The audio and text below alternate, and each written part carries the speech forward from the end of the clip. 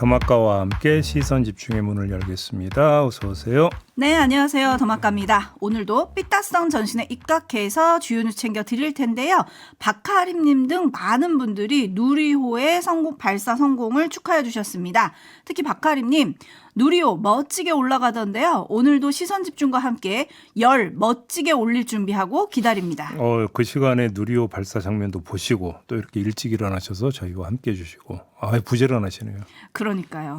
민간 주도로 제작된 누리호의 4차 발사가 성공을 했습니다. 당초 시간보다 조금 늦어진 오늘 오전 1시 13분에 우주로 향해서 발사가 됐고 네. 목표 궤도에 정확히 안착을 했습니다. 오전 1시 55분에 세종기지 지상국과 첫 교신에도 성공을 했다고 하는데요. 이게 앞으로 또 5차, 6차 발사 계획도 줄줄이 있더라고요. 이제 우주 강국으로 진입을 하는 것이죠. 그러니까요. 그렇지 않겠습니까? 네. 우주 여행할 날이 올라나? JB 비행기는 안 타는 걸로 제가 알고 있는데 어떻게 우주선은 좀 욕심이 나십니까? 비행기를 제가 왜 안 타요? 비행기 탄 게 몇 번인데도. 그렇죠. 네. 해외로 안 나가시는 거죠? 여튼 우주선 여행이 있다 그러면 가실 거예요, 우주 여행은? 해외로 안 나간 한을 우주로 한번 풀어보겠습니다. 오, 언제가 될지는 모르겠지만. 네. 체력을 키우셔야겠네요. 제가 SF를 또 엄청 좋아하는 매니아 아니겠습니까? 그렇습니까? 네, 우주의 심연을 맛보고 싶습니다. 네, 그 꿈이 이루어질 날을 기대하면서 지금 박하림님이 시선 집중과 함께 열 멋지게 올릴 준비하고 기다린다고 인사해 주지 않으셨습니까? 네. 열 올려야 되는 뉴스들이 있는지 한번 가보죠. 오늘 주목할 첫 번째 뉴스는요. 2023년 최상병 순직 사건에 대한 수사 외압이 이루어질 때 군 검찰단이 박정훈 대령에 대한 체포영장을 2차례 청구한 적이 있었는데요. 그게 윤석열 당시 대통령 지시에 의한 것이었다고 합니다. 박정훈 대령이 8월 11일 KBS 1TV 사사건건에 출연해서 수사 외압을 폭로를 했었거든요. 그로부터 3일 뒤인 14일에 오전 10시 9분과 17분에 이시원 당시 공직기강 비서관이 이종섭 당시 국방부 장관에게 전화를 걸어서 박정훈에 대한 체포영장을 청구하라는 취지의 윤석열 당시 대통령의 지시를 전달을 했었다고 합니다. 하지만 영장은 기각이 됐고요. 8월 27일 저녁 MBC 스트레이트의 이른바 VIP 경로설과 관련한 보도 그리고 박정훈 대령 측 변호인의 인터뷰 등이 나오자 군 검찰단이 이튿날 오전 8시 42분에 체포영장을 다시 청구를 했으나 이 또한 기각이 됐는데 네. 시간 관계상 최대한 축약해서 전해드렸습니다만 이때 깨알같이 챙기고 보고 다 받았다고 합니다. 윤석열 당시 대통령님. 네, 신원섭파님이 첫 뉴스부터 후끈 열이 오르네요 라고 올려주셨는데 정리를 좀 해볼까요? 윤석열 전 대통령이 경로만 했는지 아니면 경로의 결과 구체적인 무슨 행위를 지시를 했는지가 사실은 관심사였었습니다. 경로에 그치지 않고 사건에 직접 개입해서 구체적인 지시를 내렸음이 확인이 된 건데요. 이로써 이러면 사법적 판단은 더 정밀해질 수 있다. 이 점을 좀 봐야 될 것 같습니다. 그리고 다른 소식도 있는데요. 임성근 전 해병대 1사단장이 윤석열 부부가 2023년 8월 여름 휴가를 보내고 있던 경남 저도를 방문했다는 의혹이 제기된 바가 있었는데 최상병 특검팀 수사 과정에서 관련 증언과 진술이 나왔다고 합니다. 저도 경비를 담당했던 해병 병사가 초소위 장이었던 상급자 부사관이 임 전 사단장 방문에 대비하라는 지시를 했다고 진술을 한 바가 있고 해군 진해기지 사령부 소속 조리병은 임 전 사단장을 저도에서 직접 목격했다고 진술을 했다고 합니다. 자, 추미애 민주당 의원이 군사법원 국정감사에서 제기했던 의혹이 바로 이거였는데요. 2023년 8월 4일 새벽 해병대 1사단 수색대대 경호 인력이 저도에서 임 전 사단장을 발견하고 놀라서 경례 대신 군화 뒤꿈치를 탁탁 치며 경례를 했다고 한다. 포항에 있던 해병대 1사단 수색대대 인원들이 저도 외곽 경호 강화를 위해서 파견돼 있었기 때문에 임 전 사단장은 경호처 통제를 거치지 않고 저도에 들어갈 수 있었다. 이런 의혹을 제기를 했었는데 네. 이 의혹 제기를 뒷받침하는 병사들의 증언과 진술이 나왔다는 겁니다. 이게 의미하는 바는 어떤 겁니까? 2023년 8월 4일이면 윤석열 전 대통령이 경로를 하고 나서 며칠 뒤가 되겠습니까? 경로했다는 게 7월 31일이었습니다. 그렇죠. 4일 뒤입니다. 자, 이 사실로부터 두 가지 가능성을 추정할 수 있는데요. 첫째, 윤석열 부부와 임성근 전 사단장이 이미 그전 단계에서부터 서로 알고 지내던 사이일 가능성. 일단 이걸 하나를 봐야 되는 거고요. 두 번째, 몰랐습니다. 서로 몰랐는데 최상병 순직 후 짧은 시간 안에 누군가가 양쪽을 연결해 줬을 가능성이 있습니다. 만약에 이 후자의 경우라면 추가 분석이 필요한데요. 연결해 주자마자 윤석열 전 대통령이 경로를 하고 임성근 전 사단장은 휴가지를 방문한다? 이 정도로 급속히 가까워졌다는 이야기가 되는 거니까 그럼 도대체 중간 연결고리가 도대체 어떤 사람이냐라는 얘기로 연결이 될 수밖에 없는 거 아니겠습니까? 결국 이 모든 건 임성근 구명 로비 의혹으로 연결이 될 수밖에 없는데요. 이제 활동을 마감하는 최상병 특검이 이 부분을 밝혀내서 처리를 했다라는 얘기가 아직 나오지 않고 있다. 그게 좀 아쉽다. 이런 말씀까지 드려야 될 것 같습니다. 네, 린주님이 진실과 정의가 너무 더디고 느려서 답답합니다라고 올려주셨고 8586님은 역시 추울 땐 시선 집중이 짱이네요. 네, 슬슬 열받고 계시다는 거죠, 우리 촌철님들이. 그리고 CK청님은 혹시 이 구명로비 의혹 여기도 전직 여사님이 등장할까요? 그러니까요.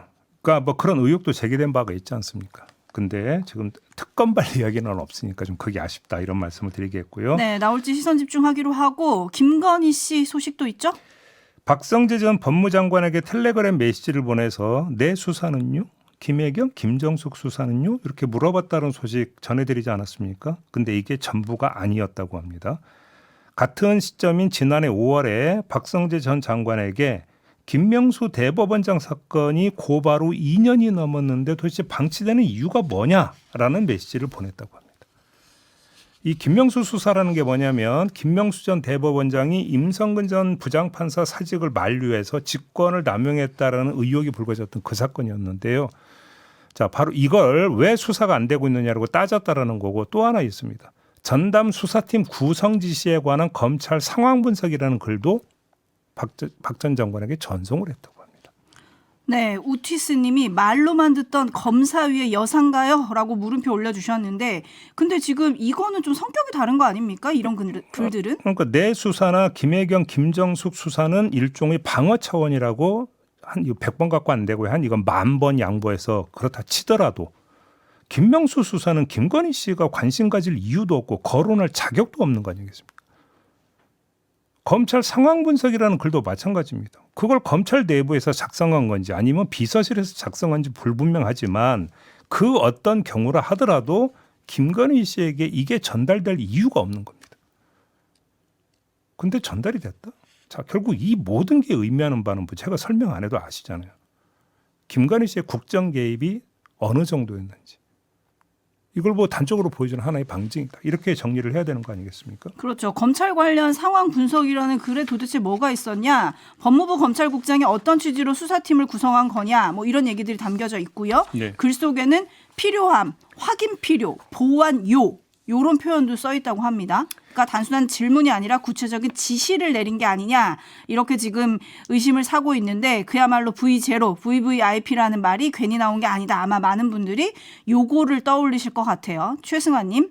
아주 별거 아니신 분이 바쁘셨군요. 라고 좀 꼬집어 주셨고 이태백 님도 V0가 아니고서야 어떻게 법무장관에게 저런 텔레그램을 보낼 수 있죠? 라고 물음표 2개 보내주셨어요. 김건희 씨 관련 소식 하나 더 전해드리겠습니다. 유경욱 전 대통령실 행정관이 재판에 나와서 증언을 했습니다. 김건희 씨로부터 가방을 받은 적이 없다는 취지로 말해달라는 부탁을 받고 허위 진술을 했다라고 법정에서 증언했습니다. 샤넬 가방 얘기하는 거죠. 네. 자, 그다음에 건진 고문님 심부름을 한 걸로 얘기해 주면 안 되겠냐라는 부탁까지 김건희 씨로부터 받았다고 합니다. 네, 가방을 받은 적도 교환한 적도 없다. 그죠? 네. 이것도 있습니다. 이런 진술도 했다고 하는데요. 2022년 7월 초쯤에 전시의 처남으로부터 카트를 가지고 나오라는 연락을 받았고 아크로비스타 주차장에서 여러 물건을 받았는데 모두 윤석열 전 대통령 부부 사저로 올려보냈다고 하고요. 보자기에 쌓인 물건과 쇼핑백 등이 카트에 가득 실릴 정도였지만 어떤 물건이 들어있었는지는 알지 못한다. 자, 이렇게 이야기를 했다고 하는데 짚을 점이 두 가지가 있습니다. 첫째, 카트에 바리바리 담겨 있었다라는 거잖아요. 그죠? 네. 이거 2022년 7월 초면 이게 저희가 그 전에 한번 전해드렸던 그 한남동 골목으로 불러가지고 뭔가를 되돌려줬다라는 얘기하고 이건 다른 결의 얘기거든요. 근데 카트에 바리바리 담겨 있었다라고 한다면 도대체 어떤 사람들한테 어느 정도까지 받았는 거냐. 이걸 좀 짚어야 되는 거고요. 두 번째, 유경옥 전 행정관이 법정에 와서 이렇게 증언을 했다. 결국은 유경옥도 등 돌리기 시작했다. 건진에 의해서. 결국은 뭐냐? 각자 도생 모드로 완전히 접어들었다. 이전까지 말씀을 드려야 될 것 같습니다. 네, 이인수님을 비롯한 많은 분들은 컨테이너를 찾고 계십니다. 그런 컨테이너는 어떻게 됐네요. 사실 유경옥 전 행정관이 그 컨테이너에서 짐을 빼갔다는 거 아니었어요? 그렇습니다. 네, 그게 지금 어디로 갔는지 나온 게 없거든요. 그렇습니다. 거기 안에 가득했던 물건들은 그러면 어디로 가 있고 그 물건들은 무엇이냐 이것도 조금 밝혀져야 될 것 같아요. 네. 김창면 님도 이제 슬슬 나오겠죠. 각자 도생해야 하니까요. 네. 더 나올지 한번 지켜보고요. 뉴스와 분석이 함께하는 제이비타임즈 다음 주목할 뉴스는요. 감사원 운영쇄신 태스크포스가 유병호 감사위원을 직권남용과 군사기밀 누설 등의 혐의로 고발을 조치했습니다. 첫째, 사무총장을 지내던 2022년 6월 감사원장에게 A 과장에 대한 감찰을 수차례 건의했고 이게 수용되지 않자 A 과장이 감사자료 컴퓨터 파일을 삭제하고 있어서 신속한 감찰 및 인사 조치가 필요하다고 보고를 했는데 이는 근거 없는 보고였다고 하고 감사원장의 정당한 감찰권 및 인사권 행사를 방해하는 직권남용 행위에 해당한다. 이게 태스크포스의 판단이라고 하고요. 두 번째, 2022년 10월 13일과 2023년 12월 7일 두 차례에 걸쳐서 서해 피격 사건 보도 자료를 배포를 했었는데 이 과정에서 군사 비밀을 누설을 했다는 겁니다. 이 건과 관련해서는 최재희 전 감사원장과 동료 등도 고발 조치했다고 밝혔습니다. 네, 유병호 감사위원의 반응이 좀 궁금한데요. 자, 세상은 요지경 노래 틀었죠. 사무총장한테 엿 보냈죠. 자, 그럼 이번엔 뭘 동원할까요? 저는 그게 궁금한데요. 그게 뭐든지 간에 이번에는 수사기관에 가야 되는 거거든요. 감사원 내부관이로. 거기 가서도 그러면 그런 기행이라는 표현보다는 만행이라는 표현이 더 맞을 것 같은데 만행을 행할 수 있을까요? 저는 오히려 이게 더 궁금하다. 그냥 이걸로 가름하겠습니다. 네, 앞으로님의 촌철로 이 뉴스는 마무리하겠습니다. 앞으로님이 이렇게 보내주셨어요. 세상은 요지경을 넘어 무아지경이네요. 제이비타임즈 다음 주목할 뉴스는요. 경향신문, 뉴스타파, 오마이뉴스가 공동으로 2024년 국회의원 정치자금 지출 내역을 분석을 했는데요. 내용이 상당히 방대한데 다 전할 수는 없고 일단 요점부터 전해드리겠습니다. 유튜브 및 영상 제작 관련 지출이 의원 1인당 2023년 209만 원에서 2024년 300만 원으로 43.5% 증가했다고 합니다. AI 관련 지출이 2023년에는 전혀 없었는데 2024년에는 박지혜 더불어민주당 의원의 46만 원을 비롯해서 15명의 의원실이 모두 273만 원을 쓴 것으로 나왔다고 하고요. 이거는 챗 GPT 이용료가 대부분이었고 일부 의원실에서는 유튜브 영상 등을 요약해주는 서비스 릴리스 AI를 사용한 거라고 합니다. 아, 이런 게 있습니까? 네, 처음 알았는데 아무튼 이 사용료였다고 하고요.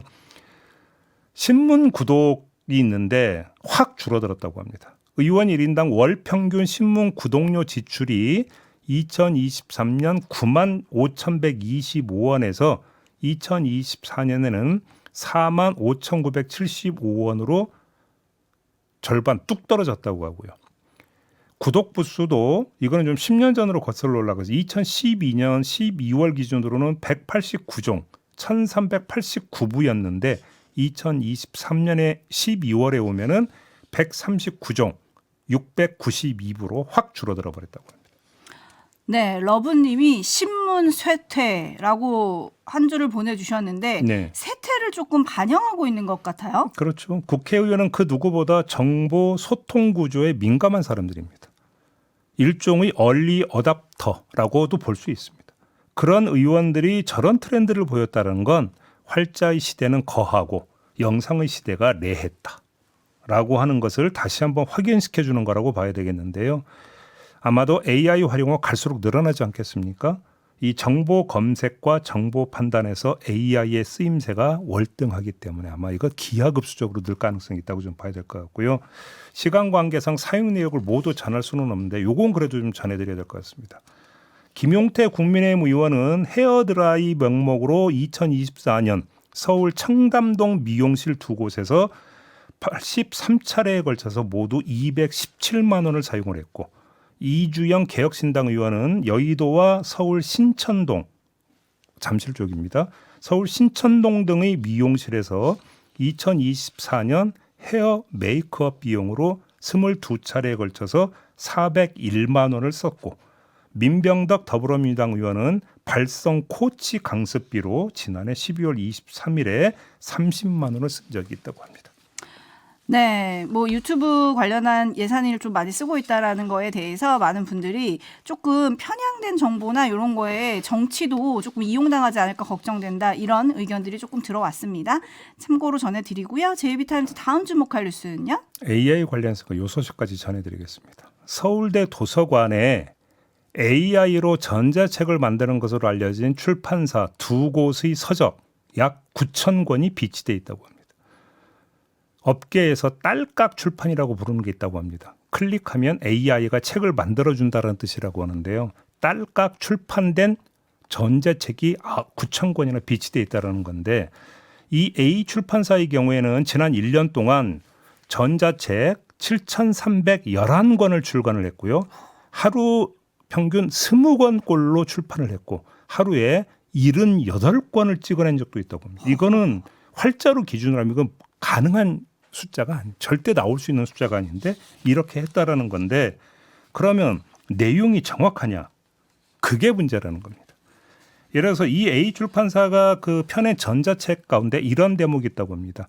일본의 소설 눈국에서는 이라는 문장이 있는데 이게 뭐냐면 가와바타 야스나리의 그 유명한 소설 설국을 AI가 눈국으로 이렇게 번역을 해서 기술을 했다.